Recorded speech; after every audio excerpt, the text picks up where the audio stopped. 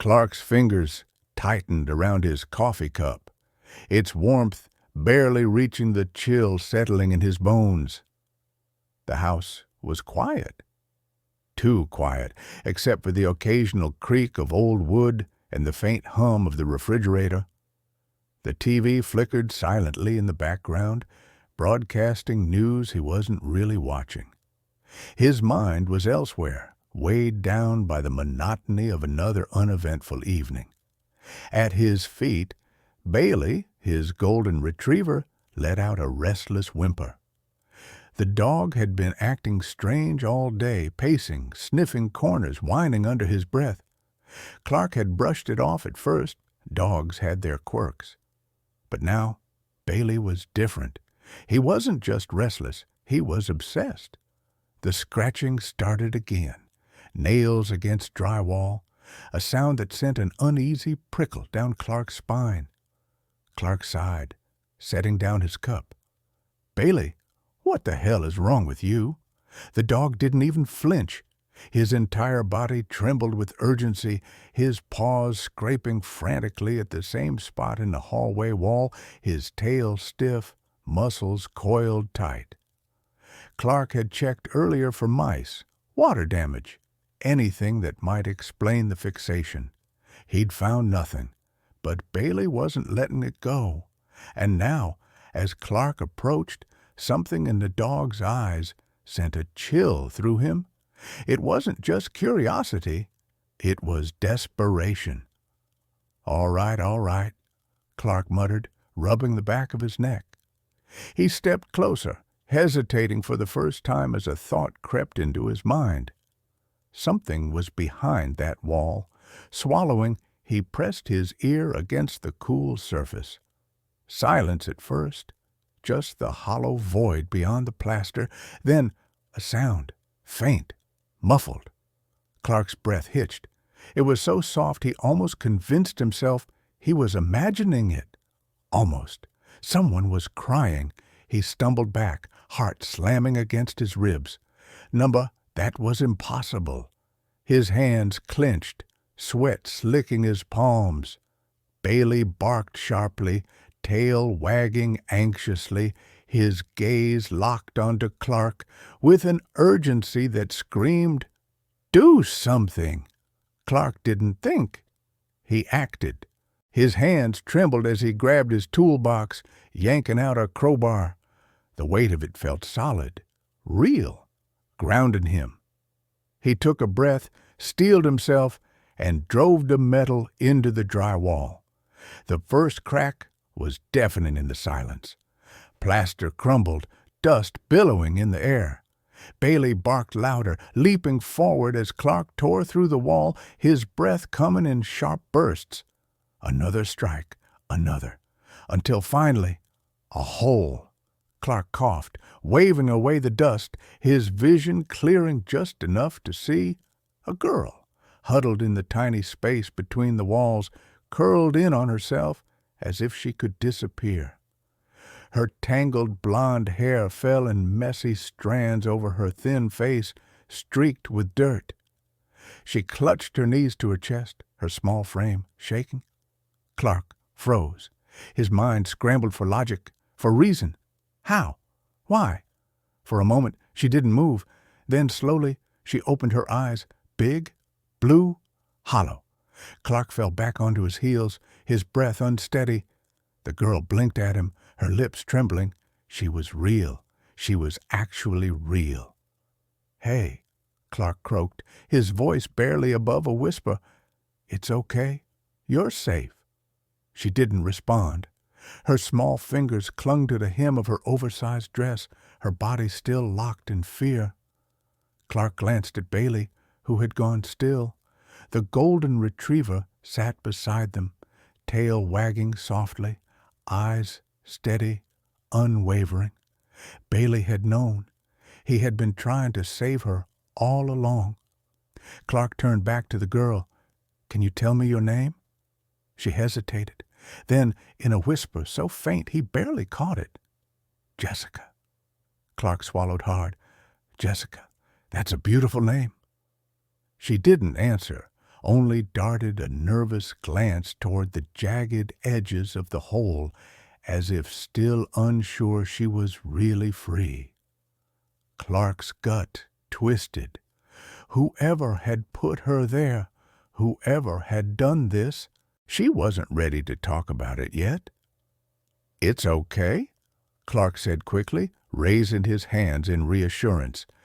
"You don't have to say anything right now. You're safe. You're not alone." Jessica's wide eyes flickered to Bailey, who let out a soft whine and inched forward, pressing his nose to her knee. She flinched at first. Then hesitantly, her fingers reached out, brushing against his fur. For the first time since Clark had found her, her lips twitched, just the smallest hint of a smile. Clark exhaled, a weight lifting off his chest. They weren't out of the woods yet, not by a long shot. But one thing was certain. Bailey had saved her, and Clark would make damn sure that whatever nightmare she had escaped from, it wouldn't catch up to her again. Clark sat on the floor, his back against the wall, watching Jessica with careful eyes. The room felt heavy, thick with a silence that carried more weight than words ever could. The girl sat huddled in the corner, arms wrapped around her knees, her small body tense like a coiled spring. She didn't trust him. Not yet. And Clark wasn't sure how to fix that. Bailey lay beside her, his warm body pressed against her legs, his head resting on her lap. He had done what Clark couldn't. He had made her feel safe, even if just for a moment. The golden retriever had sensed something Clark hadn't. He had known she was there, hidden behind that wall. And now he wasn't leaving her side. Clark exhaled, forcing himself to stay calm. Every instinct told him to call the police, to let someone else take over. But the way Jessica flinched whenever he reached for his phone made his gut twist. She didn't want to be found. And that scared Clark more than anything. He cleared his throat.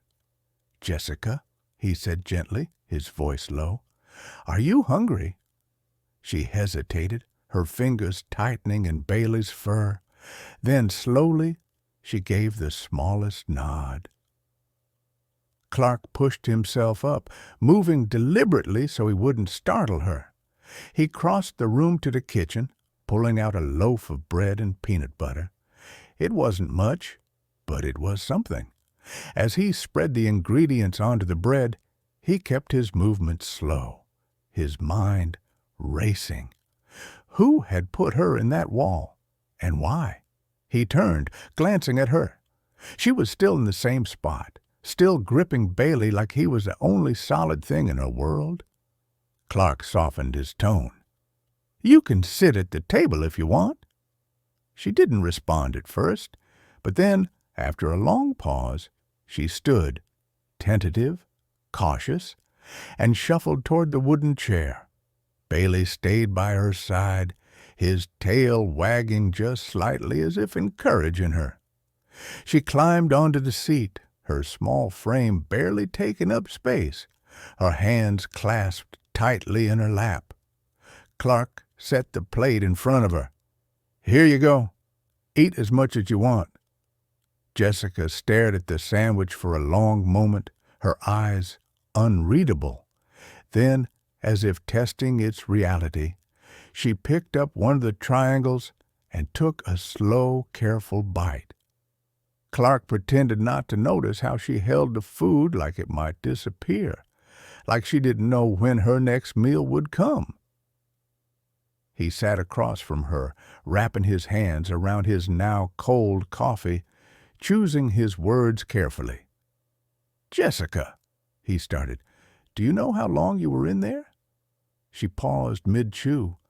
Then slowly she shook her head. Clark swallowed. "Did someone put you there?" This time she froze. Her fingers tightened around the sandwich, her breathing shallow. She didn't answer. She didn't have to. Clark clenched his jaw, anger curling in his gut.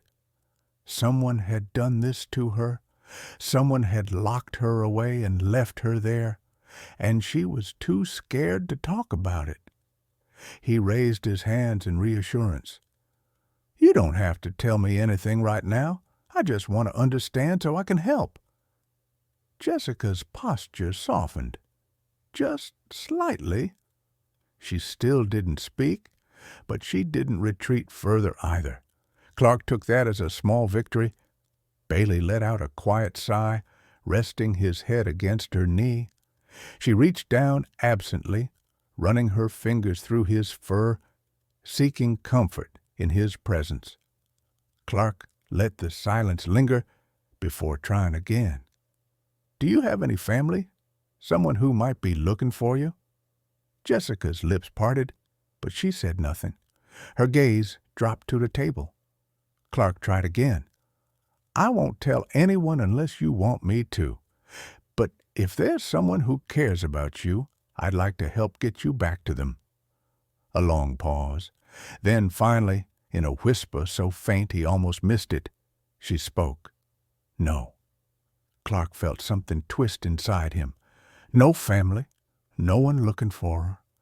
Just a little girl hidden away, afraid of the world outside. He exhaled. "All right. Well, you can stay here for now." Jessica's eyes snapped to his, startled. "I can?" Clark nodded.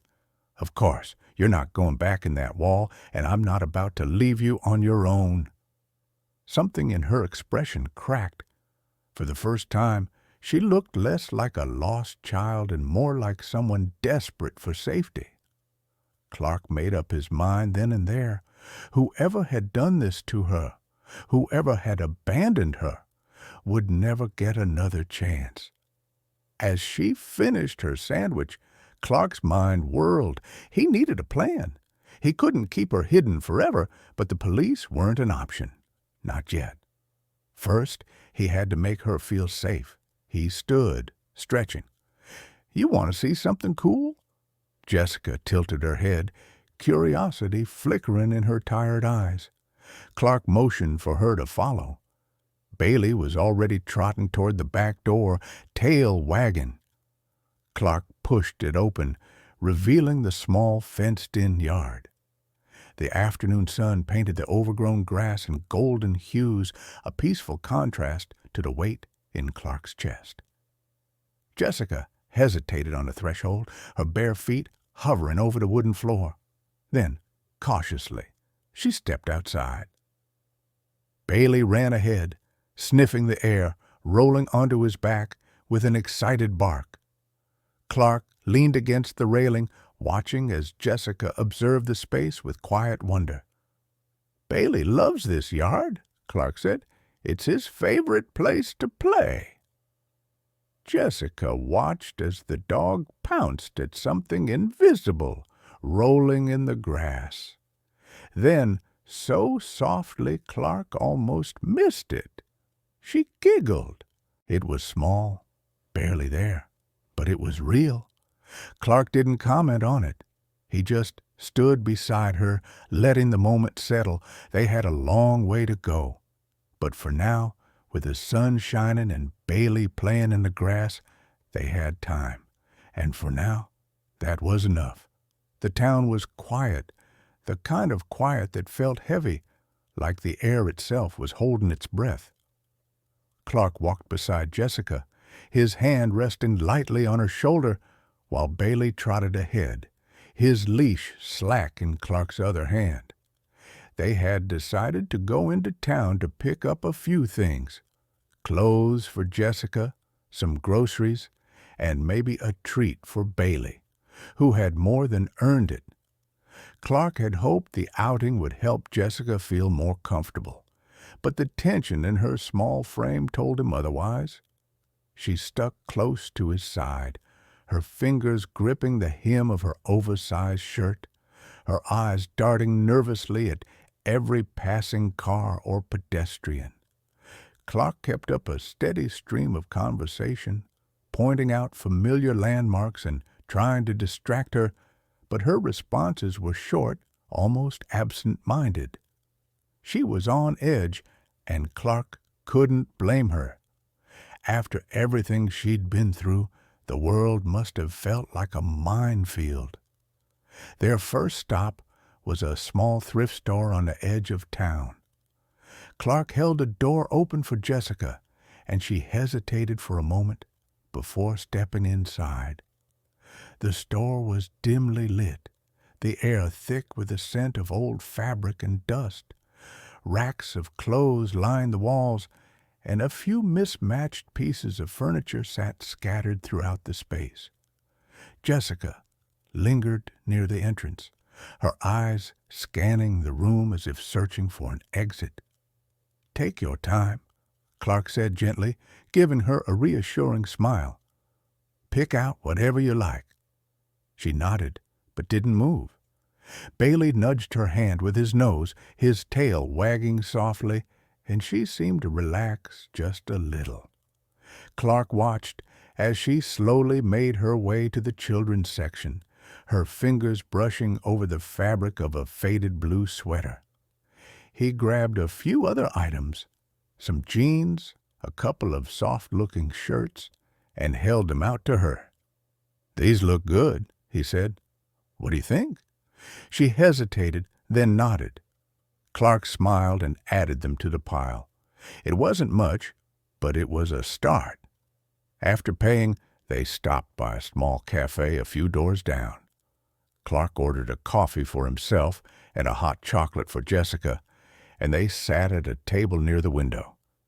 Jessica wrapped her hands around the warm cup, her fingers trembling slightly as she took a sip. Clark watched her closely, his mind racing with questions he wasn't sure how to ask. "You did good today," he said after a moment. "I know this isn't easy, but you're doing great." She looked up at him surprised, and for a brief moment he thought she might say something. But then she just nodded and took another sip of her drink. They sat in silence for a while, the hum of the cafe around them a comforting backdrop. Clark kept an eye on the street outside, his instincts on high alert. He didn't know what he was looking for, but he couldn't shake the feeling that they were being watched. Then he saw it. A man across the street, standing near a parked car. He was tall, broad-shouldered, wearing a dark clarket and sunglasses despite the overcast sky. There was nothing particularly unusual about him, but something in the way he stood, too still, too focused, set off alarm bells in Clark's mind. He glanced at Jessica and saw that she had noticed the man too. Her face had gone pale, her fingers tightening around the cup until her knuckles turned white. She was frozen, her eyes locked on the man as if she couldn't look away. "Jessica," Clark said softly, placing a hand on her shoulder. She flinched, her grip on the cup tightening, her breathing shallow. "Jessica, look at me." She didn't respond. Her lips pressed into a thin line, her body rigid with fear. Clark followed her gaze to the man, who was now scanning the street, his head turning slowly, as if searching for something or someone. Clark didn't hesitate. He stood, blocking Jessica from the man's line of sight, and grabbed her hand. "Come on," he said, keeping his voice calm but firm. "Let's go." She didn't argue, didn't even seem to register his words. She just stood, her movements stiff and robotic, and let him lead her out of the cafe. Bailey followed close behind, his ears perked, his tail low and tense. Clark kept his body between Jessica and the man as they walked, his eyes darting back to the street every few seconds. The man was still there, still watching, but he hadn't moved. Not yet. They reached the truck, and Clark helped Jessica inside, his hand steady despite the adrenaline coursing through him. Bailey jumped into the back seat, his eyes fixed on Clark as if waiting for instructions. "Stay down," Clark said, his voice low. "Both of you." He climbed into the driver's seat and started the engine, his hands gripping the wheel tightly. He glanced in the rearview mirror and saw the man still standing there, his head tilted slightly as if listening to something. Then slowly he turned and walked away, disappearing into the crowd. Clark let out a slow breath, his heart pounding in his chest. He didn't know who that man was, but he knew one thing for certain. He wasn't just a random face in the crowd. They drove home in silence, the tension in the truck palpable. Jessica sat curled up in the passenger seat, her arms wrapped around herself, her eyes fixed on the window. Bailey lay in the back, his head resting on the seat, his ears twitching at every sound. When they pulled into the driveway, Clark turned to Jessica. "Stay here," he said, his voice gentle but firm. "I'll check the house." She nodded, her fingers gripping the edge of the seat. Clark got out and walked to the front door, his senses on high alert. He unlocked the door and stepped inside, scanning the room for any signs of disturbance. Everything looked the same as they'd left it, but he couldn't shake the feeling that something was off. He moved through the house, checking each room, each window. Nothing seemed out of place, but the unease in his gut only grew. He grabbed his toolbox from the closet and set to work, reinforcing the locks on the doors and windows. It wasn't much, but it made him feel a little better. When he was done, he went back to the truck and helped Jessica inside. She didn't say a word, just followed him to the living room and sat on the couch, her arms still wrapped around herself. Bailey lay down at her feet, his head resting on her lap. Clark sat across from her, his mind racing. Whoever that man was, he wasn't going to stop. And Clark needed to be ready. The forest was a blur of green and brown as Clark gripped the steering wheel, his knuckles white. The truck bounced violently over the uneven dirt path, branches scraping against the windows like skeletal fingers trying to claw their way in. Jessica sat beside him, her hands clutching the seatbelt, her face pale and drawn. Bailey was in the back, his body pressed low to the floor, his ears flattened against his head. Behind them, the SUV roared, its headlights cutting through the dust and shadows like twin beams of death. Clark glanced in the rearview mirror, his heart pounding. The SUV was gaining ground, its engine growling like a predator closing in on its prey. "Hold on," Clark barked, his voice sharp with urgency. He yanked the wheel to the right, sending the truck skidding around a sharp bend. The tires screeched, kicking up a cloud of dirt and gravel that momentarily obscured their pursuers. But it wasn't enough. The SUV emerged from the dust, relentless and unyielding. Jessica let out a small cry as the truck lurched over a pothole, her body slamming against the door. "Clark, they're still there," she gasped, her voice trembling. "I know," Clark muttered through clenched teeth. His mind raced, scanning the terrain for an escape route. The dirt path they were on was narrow and winding, barely wide enough for the truck. If he could just lose them in the dense forest, they might have a chance. But the SUV was faster, its driver skilled and determined. It swerved around the bends with precision, closing the gap between them. Clark's stomach churned as he realized they were running out of options. Up ahead, the path split into two narrow trails. One led deeper into the woods, the other toward a rickety wooden bridge that spanned a shallow ravine. Clark's eyes narrowed. The bridge was old, its planks weathered and cracked. It was a gamble, but it might be their only chance. "We're going to jump it," Clark said, his voice steady despite the adrenaline coursing through him. Jessica's eyes widened. "Jump what?" "The bridge. Hold on." Before she could respond, Clark gunned the engine, sending the truck hurtling toward the bridge. The wooden planks groaned under the weight, the sound echoing through the trees like a death knell. Clark's hands tightened on the wheel as they reached the edge, and for a moment, time seemed to slow. Then they were airborne. The truck slammed onto the opposite bank with a bone-rattling jolt, the undercarriage scraping against the rocks. Clark fought to keep control, his heart pounding as the tires found purchase on solid ground. He glanced in the rearview mirror, just in time to see the SUV hesitate at the edge of the ravine. For a split second, the driver seemed to weigh the risk. Then, with a roar of the engine, the SUV surged forward. The bridge groaned under the weight, the wooden planks splintering and cracking.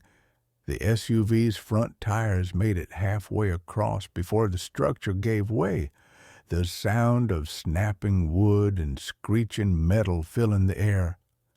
The SUV plunged into the ravine below, its headlights flickering before going dark. Clark let out a shaky breath, his hands trembling on the wheel. "They're not following us anymore," he said, his voice barely above a whisper. Jessica turned in her seat, her eyes wide with fear and relief. "Are they—" "They're not coming back," Clark said firmly. But he knew better than to think they were safe. Whoever was after Jessica wasn't going to stop. They would regroup, find another way, and Clark needed to be ready. The forest grew thicker as Clark drove deeper into the wilderness, the trees closing in around them like a protective barrier.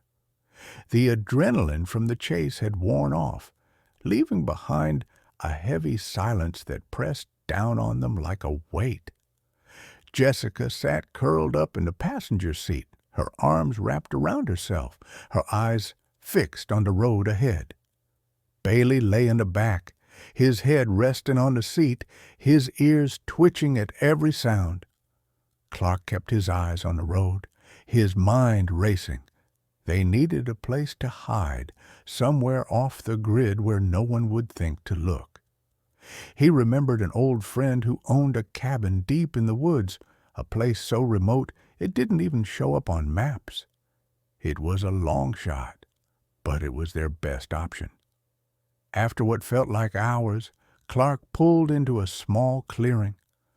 The cabin was weathered and worn, its wooden structure blending into the surrounding trees.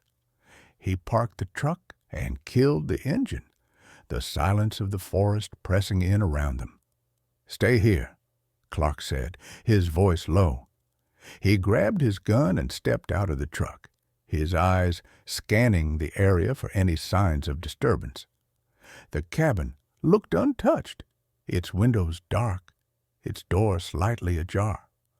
Clark approached cautiously, his hand hovering near the trigger. He pushed the door open slowly, his eyes scanning the dim interior. The cabin was small and sparsely furnished, with a wood stove in the corner and a rickety table in the center. Dust covered every surface, and the air smelled of pine and mildew. It was clear no one had been here in years. Clark let out a slow breath and turned back to the truck. "It's safe," he called, motioning for Jessica and Bailey to follow. Jessica climbed out of the truck, her movements stiff and uncertain. Bailey jumped down beside her, his tail wagging softly as he sniffed the air. Clark led them inside, his eyes scanning the room for anything they might need. "We'll stay here for a while," he said, setting his bag down on the table. "No lights at night. We stay low. If we hear anything suspicious, we leave immediately." Jessica nodded, her fingers clutching the strap of her bag. She looked small and fragile in the dim light, her face pale, her eyes wide with fear. Clark knelt in front of her, his voice gentle but firm. "We're going to be okay," he said. "I won't let anything happen to you." She didn't respond, but she nodded again, her fingers tightening around the strap of her bag. Clark stood and moved to the window, his eyes scanning the trees outside.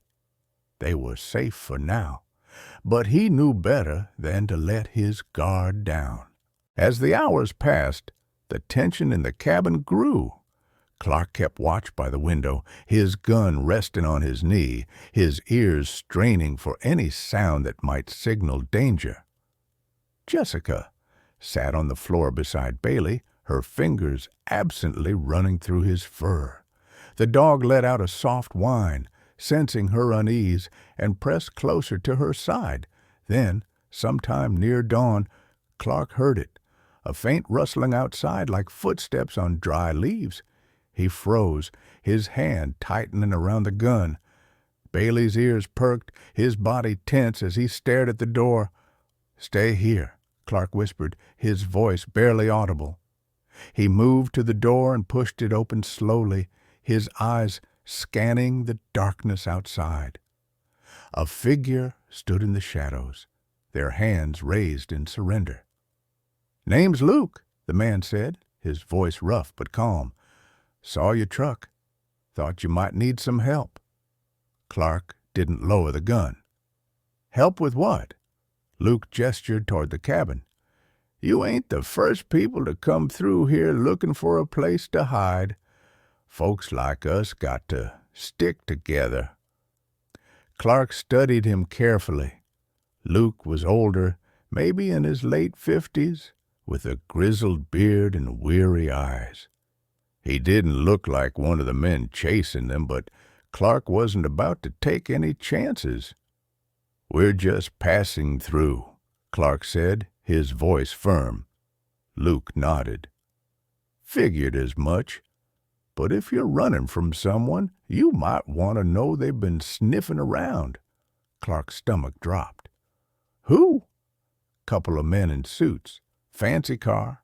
They came through here an hour ago, asking questions. Didn't like my answers, so they left. But they'll be back." Clark clenched his jaw. Whoever was after Jessica wasn't giving up. He glanced back at the cabin, where Jessica stood in the doorway, her face pale, her eyes wide with fear. "We need to go," Clark said, turning back to Luke. "Somewhere safe." Luke scratched his chin. "Got a place a few miles out. Ain't much, but it's off the grid. You're welcome to use it." Clark hesitated. Trust was a dangerous thing these days, but they were running out of options. He glanced at Jessica, who gave a small nod. "Lead the way," Clark said. The cabin was quiet, the only sound a crackling of the fire in the wood stove. Clark sat at the rickety table, his hands clasped tightly together, his mind racing. Jessica was curled up on the couch, her arms wrapped around Bailey, her eyes distant and unfocused. Luke sat across from Clark, his weathered face etched with concern. "You can't stay here forever," Luke said, his voice low but firm. "They'll find you eventually." Clark nodded, his jaw clenched. He knew Luke was right. Whoever was after Jessica wasn't going to stop. They had resources, connections, and a relentless determination that made them dangerous. Clark had seen enough in his life to know that running wasn't a long-term solution. They needed to disappear completely. "I need to make a call," Clark said, standing up. "Luke, you got a way to reach someone without it being traced?" Luke rubbed his jaw, then nodded. "There's an old radio out back. Not much, but it'll do the job. Clark followed him outside, the cold night air biting at his skin. The stars were bright overhead, their light filtering through the trees. Luke led him to a small shed where an old shortwave radio sat on a dusty workbench. Clark adjusted the dials, his fingers trembling slightly as he found the frequency he was looking for. "Jason, you there?" he said into the microphone, his voice low and urgent. There was a crackle, then a voice. "Clark, where the hell have you been? I've been looking for you." "We ran into trouble," Clark said, his voice tight. "I need intel. The people after Jessica, they're not just some private security team, are they?" Jason hesitated. "They're worse. The girl is valuable to them, Clark. I dug deeper, and what I found isn't good. Whoever she was taken from, they're powerful, government-level powerful, and they're not going to stop until they have her back." Clark's stomach twisted. He had suspected as much, but hearing it confirmed made it real. "There has to be a way out," he said, his voice barely above a whisper. "There might be," Jason said, "but it's risky. You need to disappear completely, change identities, leave the country if you have to. It's the only way to keep her safe." Clark clenched his fist, his mind racing. He had spent years on the run before, but this was different. He wasn't just protecting himself. He was protecting Jessica, a little girl who had already been through more than anyone should have to endure. "I'll figure something out," he said. "Keep digging. Let me know if you find anything." "Will do. And Clark, be careful. These people don't leave loose ends." Clark ended the call and turned back to the cabin, his mind a whirlwind of thoughts. He stepped inside, the warmth of the fire washing over him. Jessica looked up, her eyes wide with fear and hope. "What did he say?" she asked, her voice trembling. Clark knelt in front of her, his hands resting on her shoulders. "We're going to leave," he said, his voice steady. "Not just this place, everything, new names, new lives. We'll go somewhere they'll never find us." Jessica's lips trembled, and for a moment Clark thought she might cry. But then she nodded, her small hands gripping his. "Okay," she whispered. Clark pulled her into a hug, his heart aching with the weight of what they were about to do. He didn't know what the future held, but he knew one thing for certain. He wasn't going to let anyone hurt her. The morning sun was just beginning to rise, casting a golden glow over the forest. Clark stood by the truck, his bag slung over his shoulder, his eyes scanning the trees for any sign of movement. Jessica stood beside him, her small hand clutching his, her face pale but determined. Bailey sat at her feet, his tail wagging softly. Luke stepped out of the cabin, his hands stuffed in his pockets. "You sure about this?" he asked, his voice gruff but kind. Clark nodded. "We don't have a choice. They'll find us if we stay." Luke sighed, then reached into his pocket and pulled out a set of keys. "I know a guy. He's got a plane. He can get you out of here." Clark took the keys, his fingers tightening around the metal. "Thank you," he said, his voice thick with emotion. Luke shrugged. "Just take care of her," he said, nodding toward Jessica. "She's been through enough." Clark helped Jessica into the truck, then climbed into the driver's seat. Bailey jumped into the back, his ears perked, his eyes bright with excitement. Clark started the engine and pulled out of the clearing, the trees closing in around them as they drove deeper into the forest.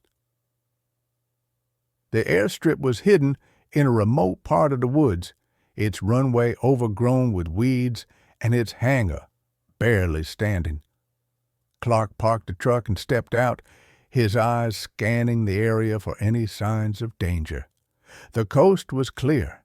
He helped Jessica out of the truck, her small hand gripping his tightly.